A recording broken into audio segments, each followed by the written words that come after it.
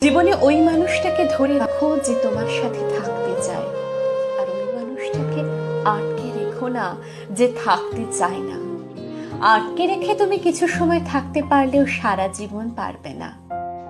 আর যে থাকতে চায় তাকে আটকে রাখতে হবে না, সে নিজেই সারা জীবন কাটিয়ে দিতে পারবে তোমার সাথে। জীবন থেকে ওই মানুষটাকে হারিয়ে ফেলো না যে তোমার জীবনে অনেক অবদান রেখেছে, যে তোমার পাশে থেকেছে, তোমাকে ভালোবেসে পরিবর্তন করতে সাহায্য করেছে। মানুষ বেশি কষ্ট পেলে বদলে যায়, অধিক আঘাত পেলে মানুষ হারিয়ে যায়।